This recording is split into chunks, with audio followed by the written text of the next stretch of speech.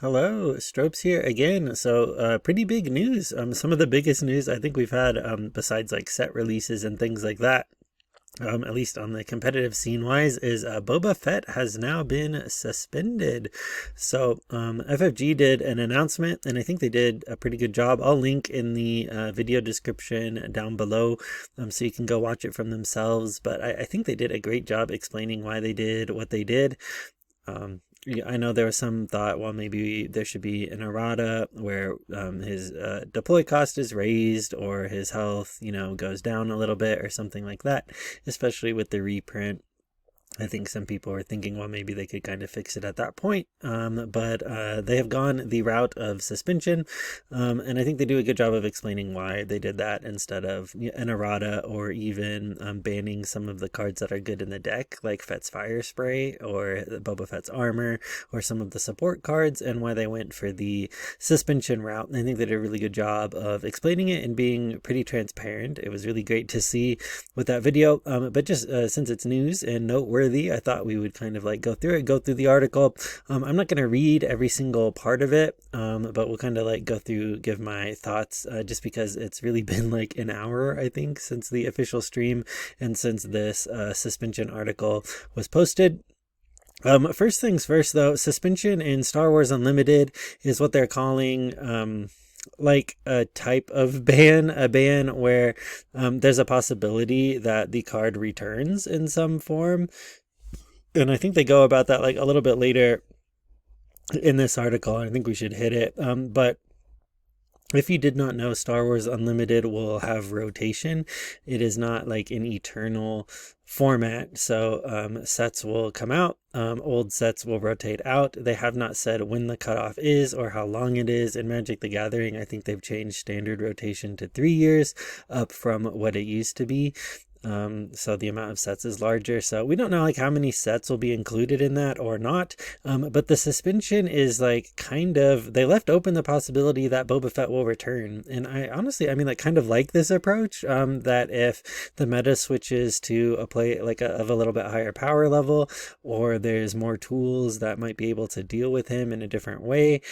Just because I didn't see a whole lot, and I think there's just a general agreement that there wasn't like a whole lot to be able to deal with him in Twilight of the Republic, and that he might continue to kind of dominate in the way that he has dominated so far. So the news is that effective November 8th, he will be suspended from Premier format. So that means just Premier, though, because especially with the relaunch or reprint of Spark of Rebellion, in Sealed you can still play him, in Draft you can still play him if you pull him, and even in Twin Suns. Now, it says that they're going to have regular check-ins during the set, and I think, again, they picked a pretty good time to be doing this, because there was talk about like, well, should they wait? Should they like wait for set 3? But by the time you do that, with the next round of PQs coming up so quick, you don't want him to maintain the 40% of the top 8 meta share like into a whole second round of PQs before you like start to like do anything about it. So I think this is a really good time, because it still gives you enough time to like adjust your deck building. So if you like had a Boba deck and you're planning on playing Boba, you could maybe make the adjustment to villainy yellow. Like maybe you try Django, maybe you try Cad Bane, you try like a few different options, and it's not like you only have like a week surprise, now you've got to switch. I think the timing is really well, honestly, of like this announcement, because it still gives you time to adjust. But they mentioned that they'll have like a regular check-in at least once per set, in which they'll update us about their thoughts on the competitive metagame. So they might go the route of Magic the Gathering, like the RC with like EDH, where it sounds like they're going to say they have an evaluation of whether cards should be added or removed. I don't know if they'll give you cards that are on the watch list or not, but it sounds like potentially we might be getting that kind of a thing. So, why they are taking action. I kind of mentioned this already, but the first set of planetary qualifiers, Boba Fett was 40% of the top 8 and more than 55% of the winners, which they say is far above the line of an acceptable metagame for a single leader. Now, I'm not the only person making videos saying that, but I mean, I agree very much so with this. I know like some people think, well, wait a minute, but like I described a second ago, I mean, I really think this is like the perfect time to be switching it up. We've had, especially people who've been playing since potentially even before the set released on like Take the Initiative League Online, things like that, or even like on Force Table. The cards were kind of like out, I think like at least a month before the set even came out. So the people who've been playing in the sort of Boba meta, and he's kind of been dominating the meta, have been playing in the Boba meta for about 8 months. So I think that's something like maybe some newer players who maybe came around with Shadows, or maybe even new players who just came out for Twilight of the Republic in a pre-release and like, well, why is this card being banned? I don't really understand. Well, I mean, like the people who've been around a little bit, I've seen about like 8 months of this, and I mean, he's kind of been performing well like the whole time anyway. And then people said, well, wait for OP to start, and then we did wait for OP to start, and then he had the 40% of the top 8 and 55% of the winners, and then you still had like a kind of minority of people saying, well, like wait some more. But I really think it's been long enough probably, and probably time to do something. So they had a lot of discussions like in the back, like and when to do this. It was obviously not just like something that they just threw up, like came in today to work and said, okay, let's just completely switch the meta. You know, they've been testing mid-range decks that can work, especially like into Sabine, because I think the argument is, and you see this a little bit online, is that, well, Sabine will just become this deck, and now Sabine will have the 40% of top 8 and 55% win. I'm really not so sure about that. I really think, I mean, Hantu Blue, which I go back to a little bit, is a very good deck, and I have not lost against a Sabine. Even like I took it to the PQ and I did not lose against a single Sabine, like even a single match, drop a single match there out of like 4. I really don't think, I think other decks have good matchups into Sabine, mid-range decks, or even like mid-range leaning into like kind of control, which was a list that I took, like a kind of control version of mid-range, like into that realm. But I mean, that's a little bit beside the point. But I think Boba Fett, honestly, of one another way of looking at it is that Boba Fett, I think, also was kind of gatekeeping some other mid-range decks that could exist that could also do fine into Sabine. And I think that argument is just as valid as the, okay, Sabine is just going to be everywhere now.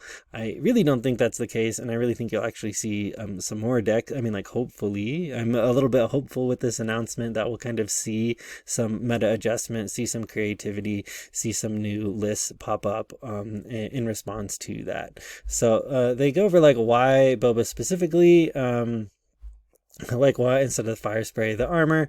They said that they settled on Boba Leader himself, since it says he is the most severe power level outlier, and his power level issues are exacerbated because he is a leader, and that leaders carry special weight because they define archetypes and have guaranteed access every game.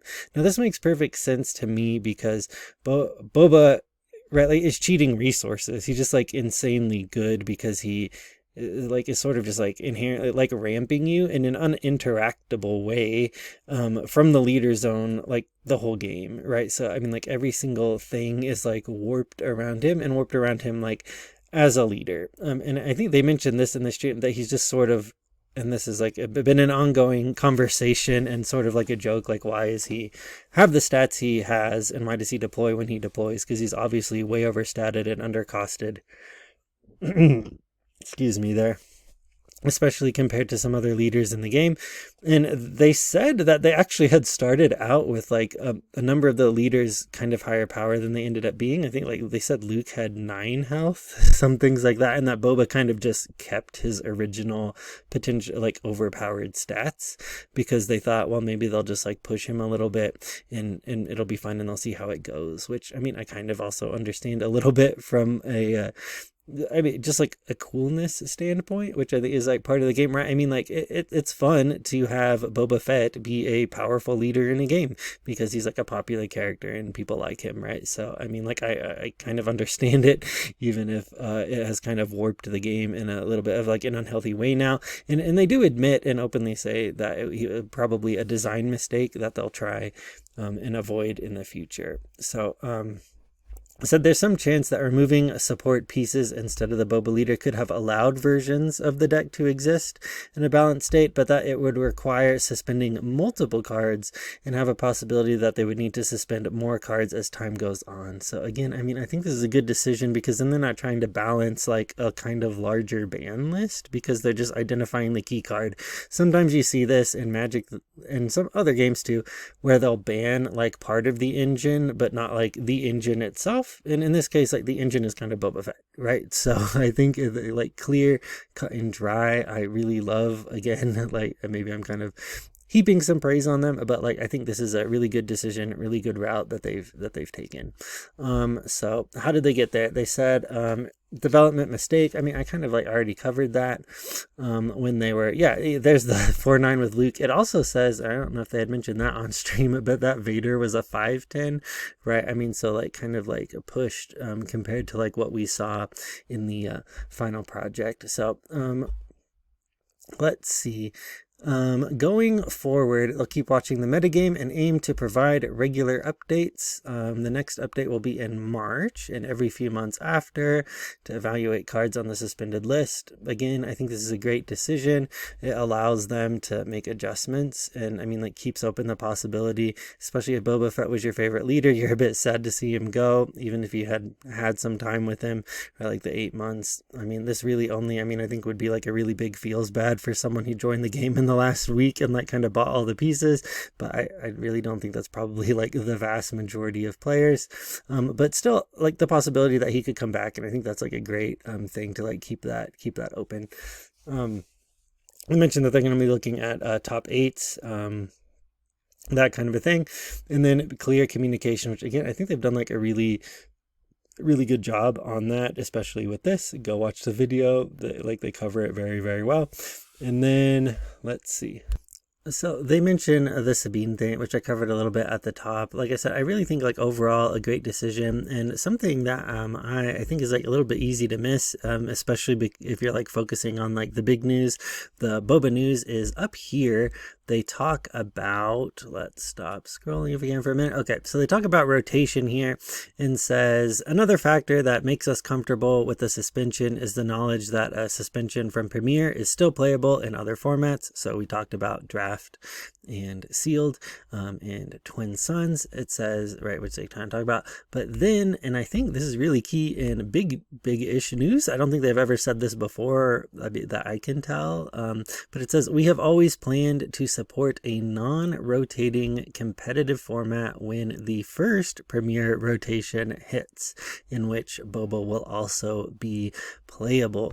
So if you're familiar with other games or not, I mean, like I'm going to pretend like you're not, explain it like you have no idea, but in Magic the Gathering is made up, like standard is the last 3 years of sets, and then there's other formats which are non-rotating, or I mean like cover a certain period of time. You've got like legacy, you've got modern, but like the simple version of that is like more sets and kind of like a specific timeline. So I really don't know because I haven't like played a lot of modern or anything like that. A little bit, but not like, yeah, not like really in depth. But the gist of that is that they have like a larger card pool and they're like cut off at a certain time. Magic has like some longer sections just because they've had like a longer run, right? I think like 30 years now. M30 was like last year.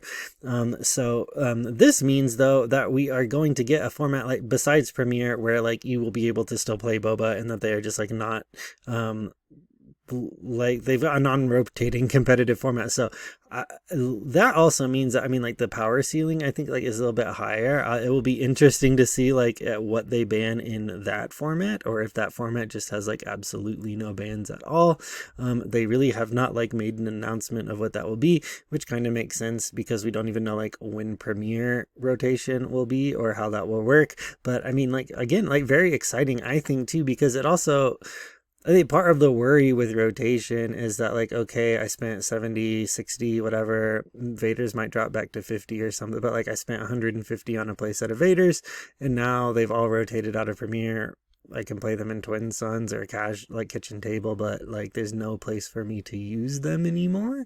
And you know, you want to use the cards that you paid money for. So I mean, really exciting I think too, because that also gives you like more play, more like right. I mean, like, are you gonna play Premiere? Are you gonna play the like SWU version of Modern? I mean, it's just like really exciting. I'm excited that they've like planned for that, so that people's collections aren't just kind of like gathering dust in the old cards. Even so, like Boba, they've explicitly said right here Boba will be playable there, and so like all of your cards have a use beyond Premiere like once it rotates, which I just love, and I'm excited about that too. So like I'm excited, honestly, really jazzed, really happy about the announcement. I think this will add a lot of variety, at least I hope. That's like best case scenario. I think that's what they're trying to do, and I really hope it does, and opens up creativity and opens up other options where, like I said, maybe some like Cad Bane lists, some Django lists, that we can get some other kind of like villain mid-range lists out there, and it's not just like completely maybe Boba gatekeeping some lists quite as much as he has been so far.